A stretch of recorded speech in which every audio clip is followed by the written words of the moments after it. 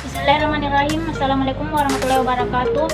Perkenalkan, nama saya Nafila, kelas PGSD 1 semester 5. Di sini saya akan menjelaskan materi mengenai yang pertama itu peluang kejadian saling bebas, yang kedua peluang kejadian saling bersyarat.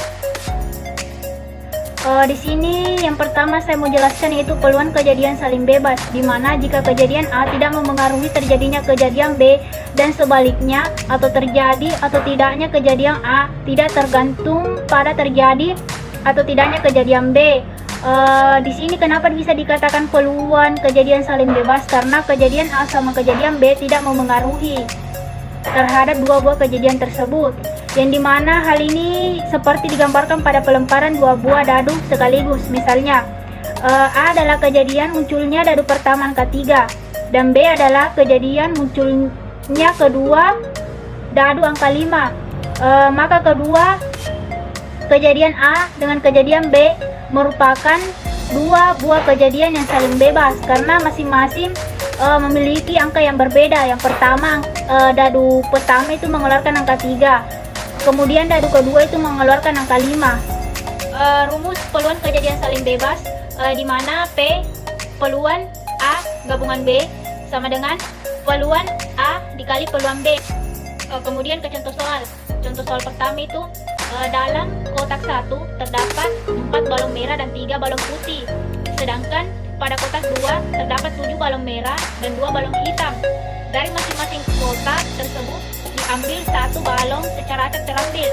Yang pertama itu A, balon merah dari kotak 1 dan balon merah dari kotak 2. Kita beralih ke diketahui. Yang pertama itu banyaknya jumlah balon dalam kotak 1 itu ada 4. Banyaknya jumlah balon dalam kotak 2 itu ada 7. Banyaknya jumlah keseluruhan balon dalam kotak 1 itu ada 7, karena 4 ditambah 3 itu sama dengan 7. Banyaknya jumlah keseluruhan dalam kotak 2 itu ada 9, karena 7 ditambah 2. Kita beralih ke penyelesaian. Peluang 1 gabungan 2.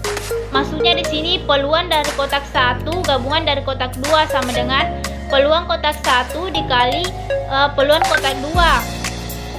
Peluang kotak 1 gabungan kotak 2 sama dengan banyaknya jumlah balon dalam kotak 1 disimbolkan dari NK1 dibagi NS1.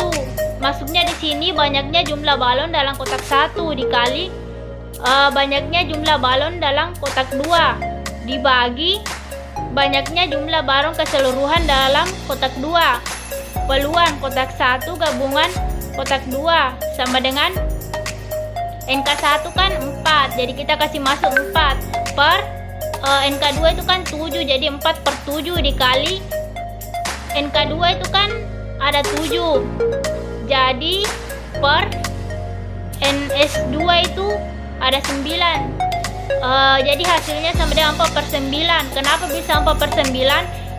Karena kita coret saja itu 7 dengan 7, jadi sisa 4 sama dengan 9. Beralih ke materi kedua, yaitu peluang kejadian saling bersyarat, di mana dua kejadian disebut kejadian bersyarat atau kejadian yang saling bergantung apabila terjadi atau tidak terjadinya kejadian A akan memengaruhi terjadi atau tidak terjadinya kejadian B.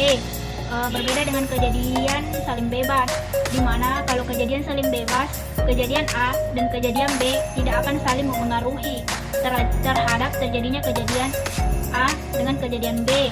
Kalau kejadian peluang kejadian bersyarat, kejadian A akan memengaruhi terjadi atau tidak terjadinya kejadian B.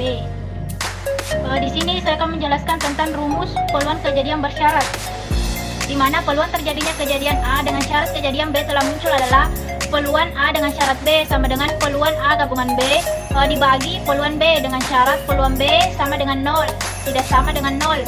Atau terjadinya peluang kejadian B dengan syarat kejadian A telah muncul adalah peluang A dengan syarat B sama dengan peluang A gabungan B dibagi peluang B dengan syarat peluang A tidak sama dengan 0.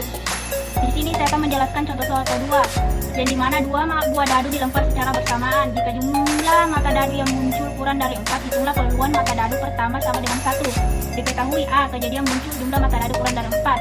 sama dengan 1,1, 1,2, 2,1. Kenapa 1,1, 1,2, 2,1? Karena mata dadu pertama menghasilkan 1, mata dadu kedua menghasilkan 1, jadi 1 tambah 1, 2. Begitupun 1 tambah 2, 3, dan 2 tambah 1, 3. Karena jumlah mata dadu harus kurang dari 4, tidak boleh lebih. Kemudian peluan A, NK per NS. NK-nya itu 1,1, 1,2, 2,1. Jadi 3, NK-nya itu 3. NS-nya itu jumlah keseluruhan, kan 2 buah dadu dilempar 2 kali, jadi 6 kali 6 itu 36, karena jumlah mata dadu itu ada 6.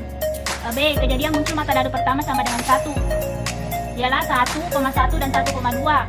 Karena dadu pertama itu harus 1, muncul mata dadu pertama itu harus angka 1, jadi 1,1 dan 1,2. Kenapa sampai 1,2? Kita kembali lagi, ingat, mata dadu harus kurang dari 4, tidak boleh lebih. Kemudian A gabungan B sama dengan kurung kurawal 1,1, 2,1 sama dengan NK-nya itu ada 2, karena ada 2 sampelnya, yaitu 1,1 dan 2,1. Kenapa sampai 2,1? Kita ingat lagi, jumlah mata dadu itu harus kurang dari 4. Kemudian A gabungan B, NK-nya kan tadi 2 per 36, kan rumusnya NK per NS. NK-nya kan 2, jadi 2 per 36. NS-nya itu kan 6 kali 6 itu 36, karena 2 kali dilempar dadu. Penyelesaian peluan B dengan syarat B dengan syarat A sama dengan peluan A gabungan B dibagi peluan A sama dengan 2 per 36 per 3 per 36 sama dengan 2 per 36. Kenapa dibalik 36 per 3? Karena memang dalam pembagian perkalian apabila mau dikali harus angkanya dibalik, yaitu 36 per 3 sama dengan 2 per 3. Kenapa bisa 2 per 3? Karena kita corek saja itu 36 dengan 36.